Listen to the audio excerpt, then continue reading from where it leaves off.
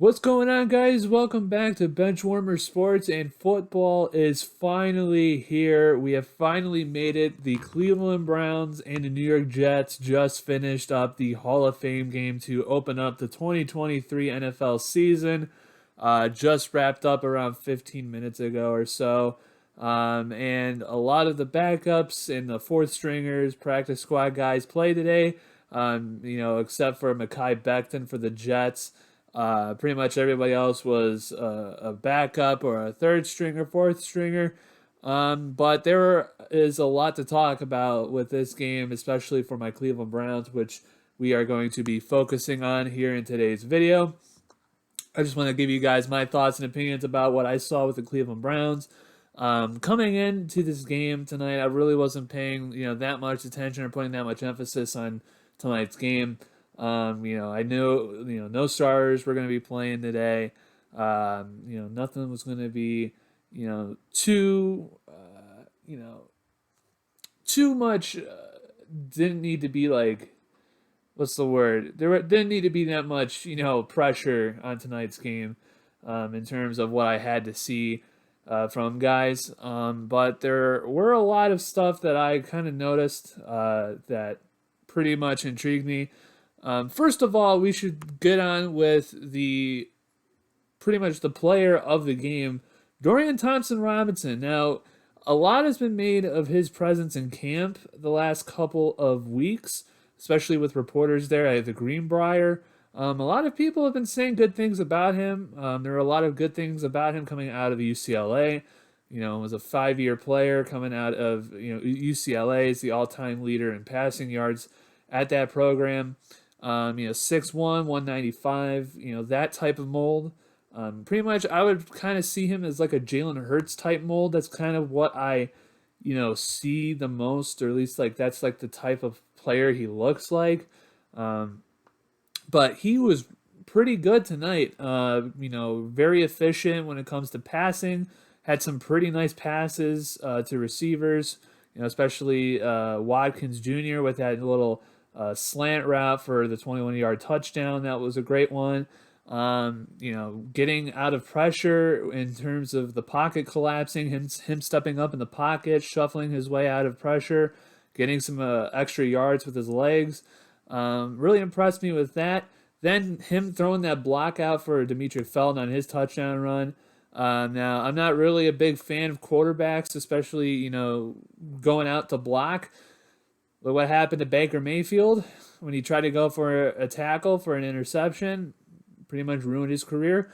I'm not really necessarily the biggest fan of quarterbacks doing that, but he's at best going to be the third string quarterback here for the Browns this upcoming season. He's probably not going to play. Hopefully he doesn't play.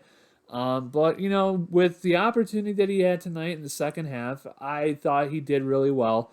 He definitely was the standout performer for the Browns. Kind of reminded me a lot of the Josh Dobbs game from Jacksonville last season, if we all remember that. Remember how hyped everybody was about Josh Dobbs after Jacksonville.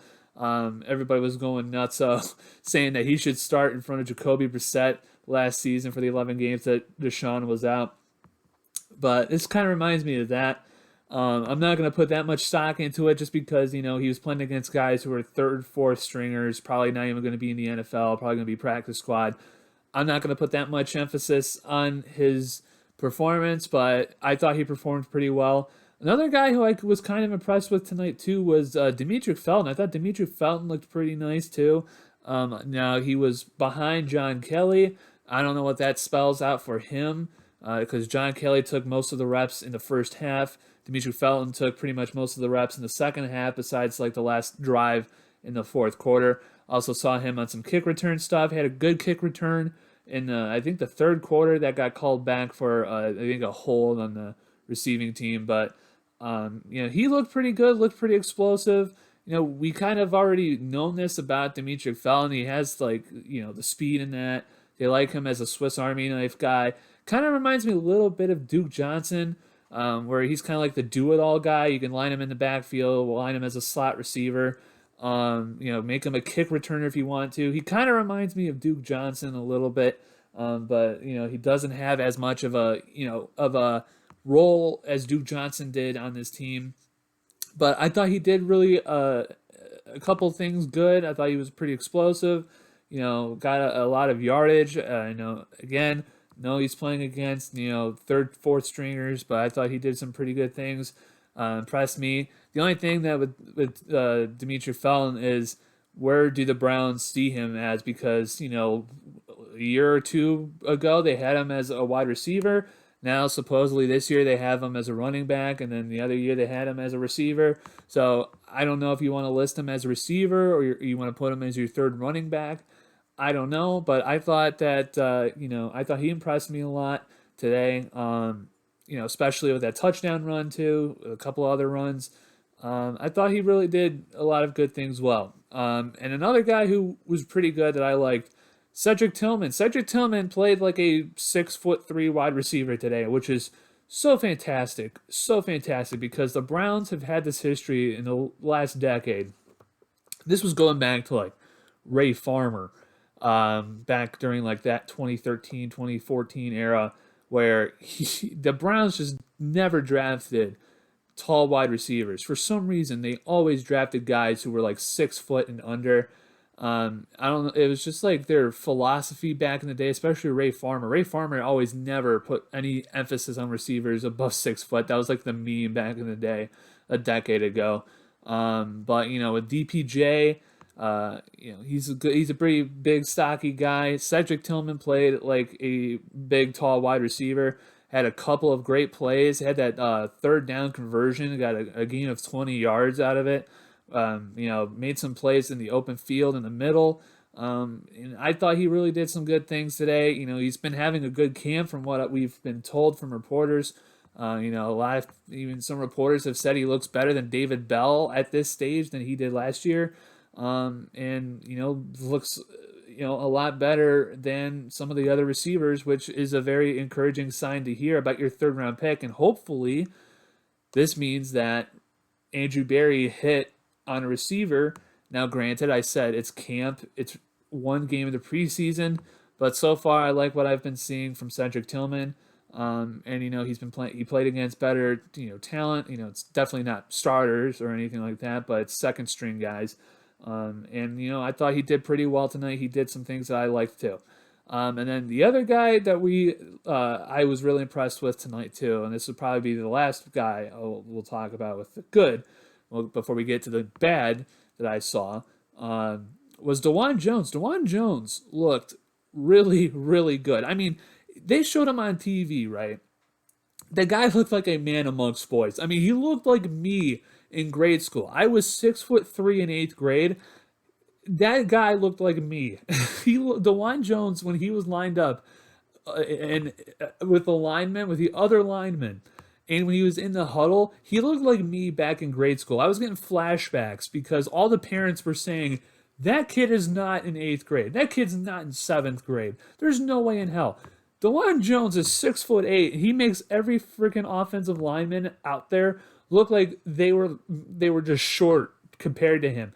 I mean, the dude was insane. And I saw the stat, they had it up a little bit on the graphic. He had like 13 quarterback pass protections, and he didn't allow a single hurry, single pressure, single anything. I mean, the guy looked insane. He was mauling out there. We were all talking about, Bill Callahan getting him, getting DeJuan Jones some moments with him, getting his stuff corrected. Because, the whole thing about him is that, he's big. Don't necessarily know if the passion for football is necessarily all there. But tonight, he showed out. He did some pretty good things. I was very impressed with DeJuan Jones. And, to just tie up the things that I thought that were good for the Browns, I liked the mix of run-pass. I thought that we had a healthy mix of that. Don't know if it's going to be necessarily going to 100% translate to the regular season with Deshaun at quarterback and all the starters in. I don't necessarily know. But I liked the mix of pass and run that we had. A lot of shotgun formations and a lot of pistol formations that I saw too. Definitely interested to see that. I thought the Browns offensively were They started off slow. They did some, they had a little bit of gearing up to do, but second half, especially when DTR came in, it just all clicked for them. And yeah, I thought the Browns looked pretty good. Now, let's get on to the bad things, okay? And two players that really stuck out to me. You probably already know them. If you watch the game, you probably already know. But we got to talk about Anthony Schwartz. Anthony Schwartz, I have said since his rookie year, is not a football player. Anthony Schwartz is not a football player. And I know he's a nice guy, and I feel bad for saying this. He's not a football player. He's not a football player. The guy is a glorified track star. He's fast, but he cannot play football. That's the problem. He's fast, he just cannot play football. He's a track star in college. He looks like a track star. He looks like a track guy who went out there and tried to join the football team, and he's just not a football player. It's just not within him. Fumbled tonight. And it sucks because it's we're used to this with Anthony Schwartz. Now I know you're probably saying, well, why are you getting this all worked up about Anthony Schwartz? It's just the first preseason game. Well, unfortunately, this is the MO for Anthony Schwartz the last couple of years, especially last season. In the preseason, we saw the guy was dropping everything left and right. I mean, him and Hooper were the two guys who were dropping everything the last couple preseasons. That's when we knew that they weren't working out. They just were not working out. Anthony Schwartz has had a lot of opportunities to, figure it out. We've been told that he's been working on catching. He's been working on this. It's just it's time to let him go. I understand that Andrew Berry and them, they don't want to work. They don't want to give up on guys early in that late or early in that soon. But Anthony Schwartz just has to go. There's no place on this team for him. There's no way. If you're telling me that you want him on special teams, I don't see how. He doesn't block well. He can't catch the ball well. I mean, I don't see where Anthony Schwartz fits on this team. And to be quite honest with you, I don't know what NFL team would look at what Anthony Schwartz has done and give him a serious opportunity. I don't. And I feel bad for saying that, but he's not a football player. He's not a football player. Andrew Berry took a gamble in the third round, which sucks because you wasted a third round pick. It's you got to bite the bullet. You have to bite the bullet on him. And Anthony Schwartz, he's gonna have to go. He's gonna have to go, in my opinion. Second guy that I kind of was not too impressed with, not too happy about, Cade York. Cade York, for the guy who has been memed to high heaven about how he can make it from 65, 70 yards in practice, the guy can't hit a freaking 49-yard field goal, dude. He can't hit a 49-yarder. And I know it's preseason, but again, when you see the kick, what's the problem? The problem is, for some reason, and it's just been him. I don't understand why. For some reason, his kicks start straight, and then whatever reason, it decides to just trail off and go like 45 degrees the other direction, like outside the posts. I don't understand how, but he is like the one guy, the one kicker in my memory, probably outside of Zane Gonzalez. But then again, Zane Gonzalez, when you saw him kick and he missed it, you knew he missed it from like the first second. Like, as soon as he kicked that ball was already going past the goalpost. It was not going in nowhere near it. The problem with Cade York is that it starts off going right down the middle, and then it just goes whoop. It's so weird, and I don't know how to explain it other than that. But Cade York's kicks always look so weird, and that's what happened again tonight. Now I know he bounced back, barely made the second extra point or the first extra point on the first touchdown. Bounced back, he made all three extra points that we had. But I mean, it's your fourth round pick. It's one kick. I understand that. just a little bit worried. I'm a little bit worried about Cade York. And I understand supposedly he's been having a good camp. He had a good camp supposedly last year. Didn't do too well in the regular season. Cost you a couple of games. Should have probably cost you the Panthers game, which is what he's mostly remembered for. But that kick was really should have missed if he was like a couple of yards closer. That thing was wide right, and then it just happened to curve back in between the posts. So, yeah, I'm a little bit worried about Cade York. I understand it is preseason. It's the first game of the season, or first game of the preseason.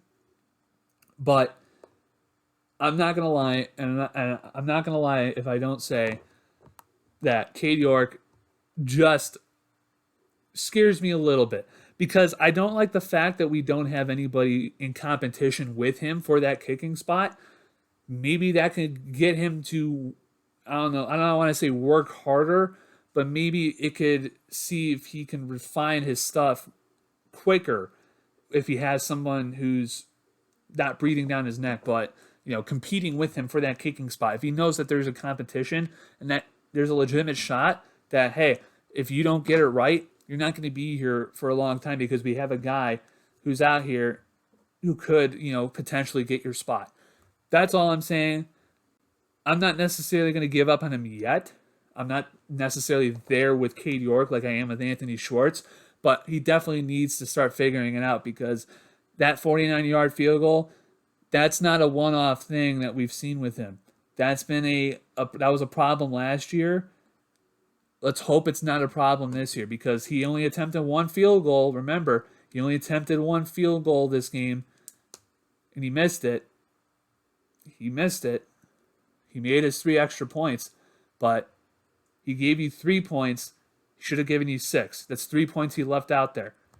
That's all I'm trying to say. But that's pretty much the main thing. Outside of those, the good and the bad stuff, I mean, really, I thought, the defense was okay. I didn't really see anybody that stood out to me defensively, to be honest. At least like that much to where I'm like, wow, that was insane. Isaiah Thomas, I'm still pretty high on him from Oklahoma. I think he's got some potential there as a defensive end. I really like him. I thought he flashed sometimes in preseason and in the regular season. I like to see what he can do more. Cam Mitchell had a pretty good fourth down play in the fourth quarter where he deflected the pass from a bootleg, or not a bootleg, but like a rolling right play that they had for the Jets to try and get a fourth down conversion. I mean, other than that, I didn't really see like that many people. Kamara, the defensive lineman. I have no idea what his first name is. I apologize about that. But Kamara, he had some good plays today too. He was kind of one that I'm like, oh, okay, he did some good stuff. Like, they called his name a couple of times. Okay, that's pretty good. Outside of that, I'm like, yeah, okay, good play here and there, good play. Okay, cool. Nothing really stood out to me, at least for me. I don't know with other people, maybe they saw some stuff that I didn't. I thought a lot more guys on the offensive side of the ball, especially DTR and Cedric Tillman and them, and Demetri Felton. I thought they were pretty good. But yeah, I think, all in all, defensively, I thought they were fine. It's preseason. Nobody really stood out to me, but maybe they did to someone else. But yeah, I think it was mostly an offensive show. And I thought it was a pretty good shot. But anyways, guys, that's going to be it for me. Thank you guys so much for watching. Let me know what you guys thought about the Hall of Fame game down in the comment section below. What did you guys think about the Browns? Or if you're a Jets fan, let me know what you think about the Jets in the comment section below. I know you guys you New York fans like to voice your opinion here on this channel. So you guys know me. You guys know what happened last season. Yeah, if you guys don't know, if you guys are new to the channel, me and New York fans have a little bit of a history, both in basketball and football. So definitely will be interested to see what you guys think in the comments section below. But yeah, if you guys are new to this channel, hit that subscribe button. We're trying to get to 1,000 subscribers. Hit the like button. Helps this video out in the algorithm. Gets more eyeballs on the channel. If you guys are feeling extra generous, there's my Cash App here at the bottom left of the screen. I also have Super Thanks. It's another way to donate to the channel. All proceeds will go to help upgrade the quality of the content here on this channel. We're getting some channel memberships. We're setting that stuff up here soon. And we got a special announcement coming up about that and much more that will be here in a couple of days. We're finishing everything up with that. Okay, so make sure you guys are staying tuned for the channel. A lot of stuff's going to be announced here coming up really soon, especially in time for the football season that's going to be coming around the corner in about 5 weeks. So thank you guys so much for watching once again. I will talk to you all later.